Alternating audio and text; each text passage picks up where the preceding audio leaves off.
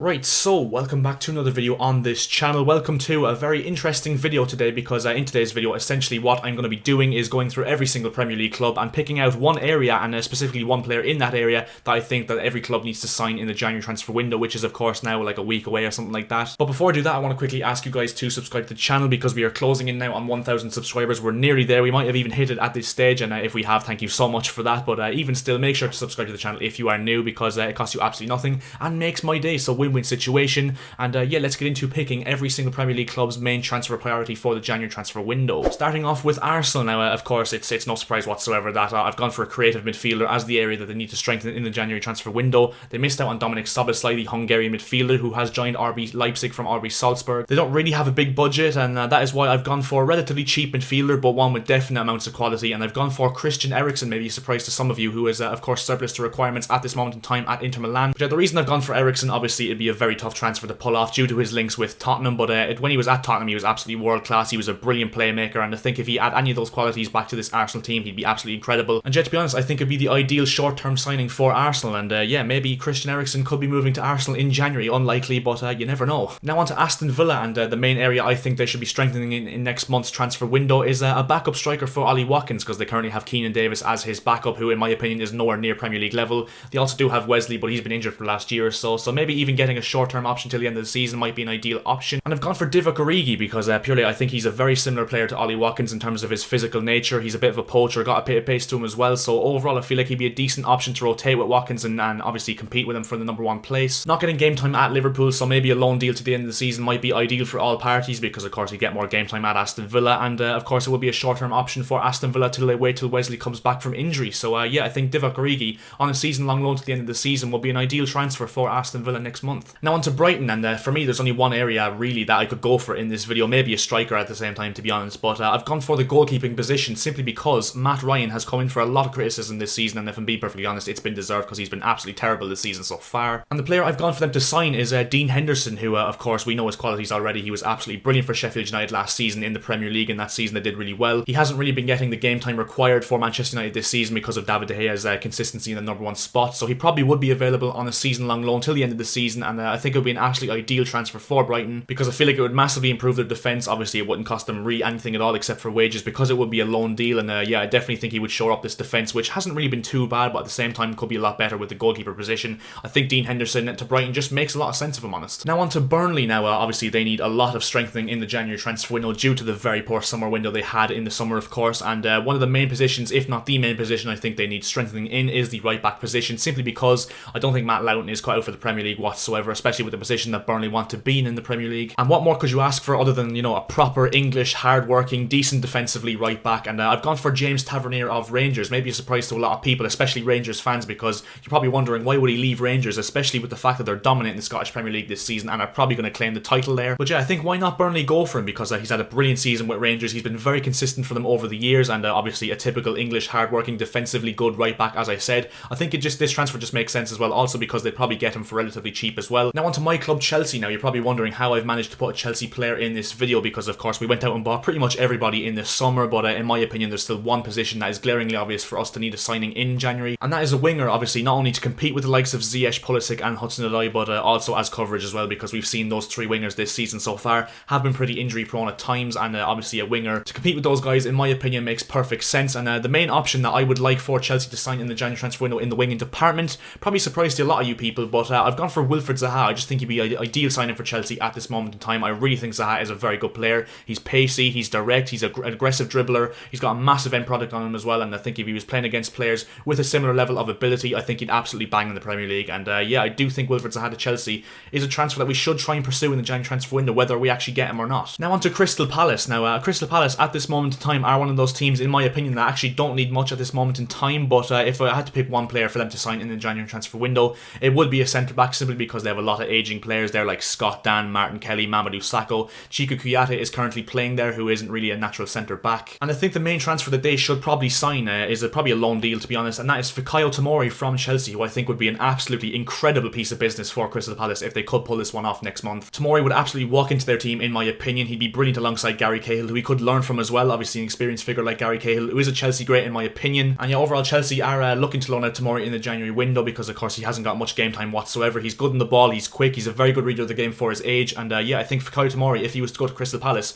would be a brilliant move for all parties involved. Now on to Everton, another one of those teams that don't really need too much, but in the end I've gone for potentially a left winger to obviously play on the opposite flank to James Rodriguez. Ideally someone that's pacey, got good dribbling, also got a good end product, and who better at this moment in time than Jeremy Boga, the former Chelsea player who is now currently ripping it up in the Serie A for Sassuolo. Yeah, as I said, he's quick, he's a natural dribbler, he's got a decent end product on him as well. He's massively improved since leaving Chelsea and going to Sassuolo. He probably costs around like £20 million, but overall I think it's well worth it because he has proved he's a very good player, and I'd like to see him do well in the Premier League for a team like Everton. And yeah, I just feel like this transfer makes sense because if you add someone like Boga to the attack of Calvert-Lewin, Richarlison, James Rodriguez, and then having Alan and Decore just behind them in midfield, it makes for a very, very enticing attacking team for Everton, and I think that's one of the main positions they do need to strengthen in that team, and that is why I think that Jeremy Boga would be an ideal transfer for Everton in January. Now on to Fulham, and the weirdest thing about this thing is that you'd actually probably say that Fulham's strongest player is their striker in Alexander Mitrovic, but he hasn't really played a lot this season. He looks surplus to requirements at this moment in time. It wouldn't surprise me whatsoever if they did cash in on him, if I'm being perfectly honest, because they've been playing Ivan Cavaleiro up front, who is a winger of course, and I do think Fulham need that, you know, natural striker who's got pace, who's dribbling, but also clinical, because Cavaleiro is pacey, can dribble, but not really clinical whatsoever. So I think if they brought in someone like, it's a bit of a long shot here, but Patson Daka from RB Salzburg, who I think is a very unrealistic transfer, but if they could pull that off, what a signing that would be. But yeah, since Daka is so unrealistic for Fulham to sign, I've gone with Adam Armstrong with Blackburn in the Championship, who is doing very, very well for them. He's pacey, he's a good dribbler, and most importantly, scores goals as well. And I think if Fulham are to survive this season, they do kind of need like a pacey, good dribbler and clinical striker who can play alongside in this system that Fulham actually do try and play, and I think someone like Patson Daka or Adam Armstrong would be a very solid signing for them. Now we move on to another promoted side, and that is Leeds United. In my opinion, the main position they need to strengthen in the January window is the centre-back position, purely because they're missing Robin Koch and Diego Llorente, two of their main centre-backs, to injury, and Liam Cooper potentially now as well, so obviously Leeds are in desperate need for a centre-back on a short-term basis in January, I think. Ideally want someone composing the ball, someone who's quick, someone who's fit, and for me, the one person that fits the bill that is available on a season-long loan till the end of the season is William Saliba of Arsenal. Now of course Arsenal are looking to loan him out. He hasn't played yet for Arsenal. He was excluded from their Premier League and Europa League squads. He hasn't played yet in the Carabao Cup either, so he's in desperate need for Premier League football especially. I think he'd be an absolutely ideal signing for Leeds because he'd walk into this team at the moment with the injuries they have,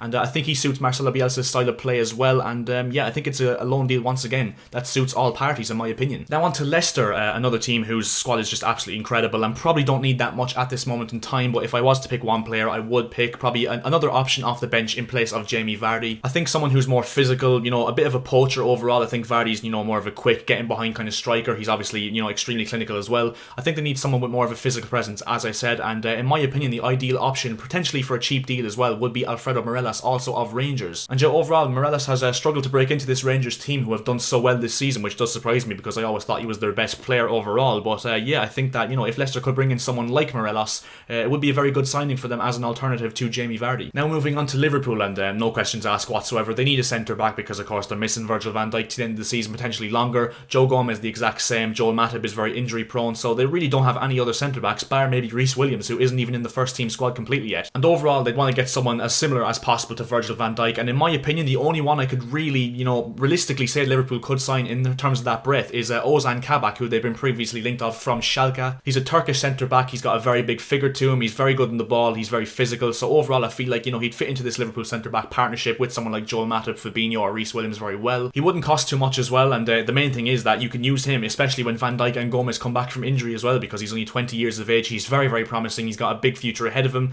I think it's a transfer that very much makes sense. It's a transfer that I wouldn't be surprised if Liverpool pursued whatsoever. Now on to Man City. Now you're probably all expecting that I'm going to go for the left back position as the main area that I think they should strengthen, but to be fair, I've actually gone for more of an attacking midfielder as a replacement for David Silva, who of course did leave in the summer for Real Sociedad, and the player I've gone for is Jack Grealish, my favourite player in the world of football at the moment. I think he's just absolutely incredible. City are lacking a lot of creativity at the moment. I mean, we've all seen the stats. They have the same amount of goals in the Premier League so far this season as Crystal Palace, which just cannot happen for a team like City, if I'm honest. They're too reliant on Kevin De Bruyne, so who better to bring in than an attacking midfielder to take that reliance off De Bruyne? I mean, Grealish is an absolutely incredible dribbler. He's a very good end product as well. He likes a goal, he likes an assist. I think he's the ultimate replacement for David Silva in that City team, and I think if you had Grealish and De Bruyne in that, you know, two-man attacking midfield for City, and maybe it is a bit of an unrealistic signing, particularly for the January transfer window, but I think it's a transfer that definitely makes sense for Man City because I think he'd be an absolutely incredible player that would definitely take his game to a world-class level on a consistent basis if he was playing for the City team. Now on to Manchester United. Now for me, this is an absolute no-brainer whatsoever, and that is a holding midfielder. I always said that if Manchester United want to succeed in the Premier League, the ideal thing they can do is sell Paul Pogba and reinvest that money into a proper holding midfielder to play behind Van de Beek and Fernandes. Now the ideal option for them in my opinion would be Wilfred Ndidi. I think he's an absolutely solid midfielder. He's absolutely incredible in the tackle. He's a ball-winning midfielder if I've ever seen one, but that's probably quite unrealistic at this time in the season because he's been so important for Leicester and they'd probably demand an absolute fortune for him. So I've gone for Boubakary Soumaré of Lille, who I think is,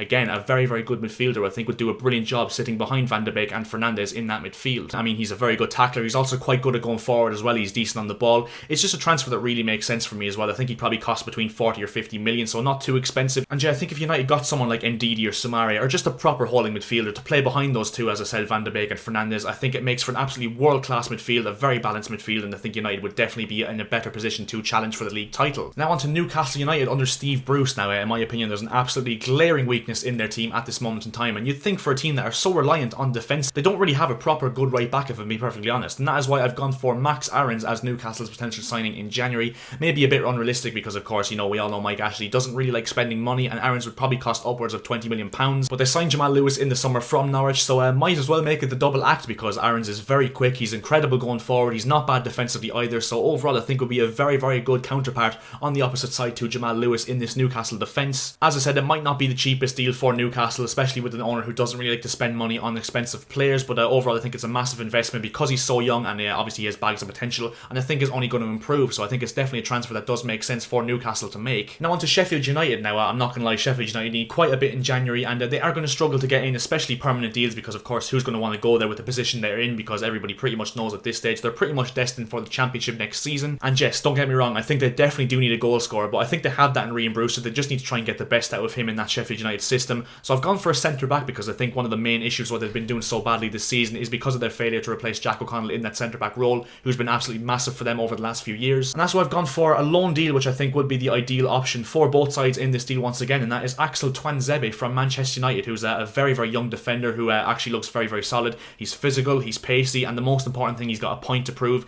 He's going to be hungry if he goes to that Sheffield United team. He'll play week in, week out. He'll want to prove himself to obviously come back to Manchester United and challenge in the first team. And yeah, that's why I feel like someone like Twanzebe signing for Sheffield United on season-long loan would make sense for everyone, because of course he get first team football, which is obviously beneficial to both him and Manchester United, and also because, you know, he'll add a lot of quality to this Sheffield United defence. Now on to Southampton, and as I said, for the likes of Crystal Palace and Leicester, they're another team that don't really need a lot in the January transfer window, but once again, if I had to go for one player they should sign, probably a backup left back to, you know, compete or give cover to Ryan Bertrand, who of course doesn't really have that much cover in the Southampton team at this moment in time. And they have been linked with this player in the summer and over the last few months, but I think Brandon Williams, if they were to get him in on loan, he might not play a lot, which might not be beneficial to Manchester United whatsoever, but I think if you got him in, if Southampton somehow managed to pull him in as cover for Ryan Bertrand, I think it'd be very, very good for them. And to be fair, he's the third choice left back at Manchester United at this moment in time, obviously behind Alex Telles and Luke Shaw, so another player like Twanzebe who probably has a point to prove at United if he wants to be there long term. So again, another transfer that makes sense in my opinion is Southampton to go in, maybe not for Brandon Williams or maybe for someone more realistic, but overall I feel like they will need probably a backup left back to compete with Ryan Bertrand just in case he gets injured. Now on to Tottenham, and another team once again that I don't think really need much in the January transfer window and definitely shouldn't be panic buying, but one player I have seen them linked with in the recent weeks, and I think it's just a transfer that really would be incredible for them,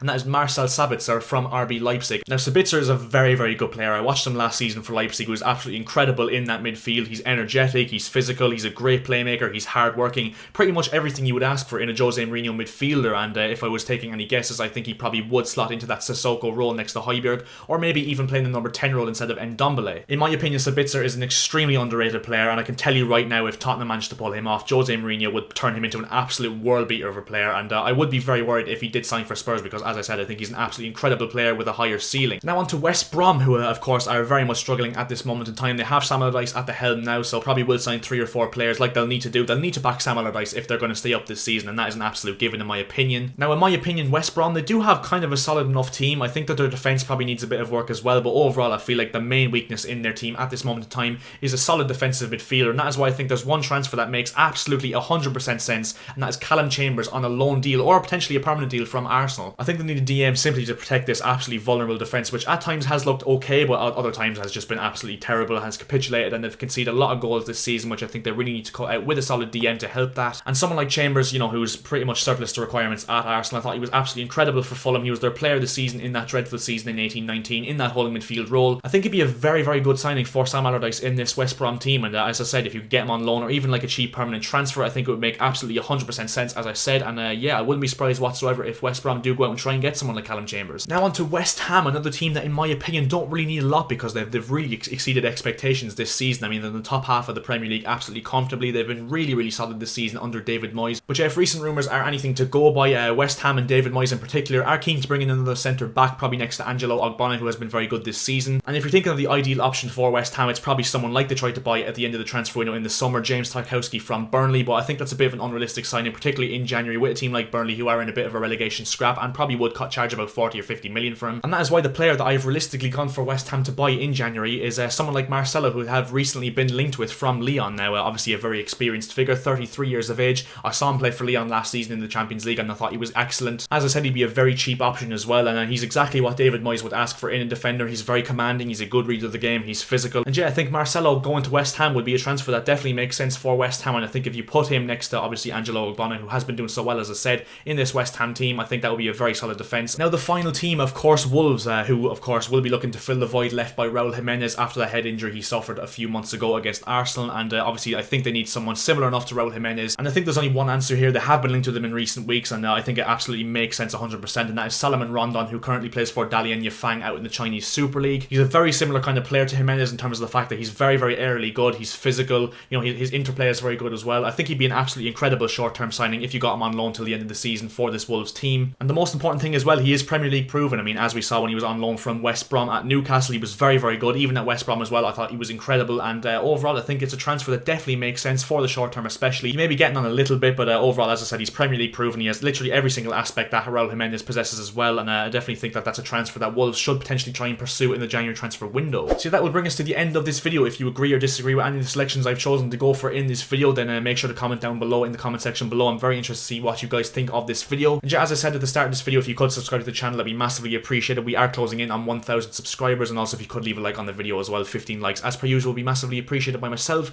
I'll see you guys in my next video. See ya.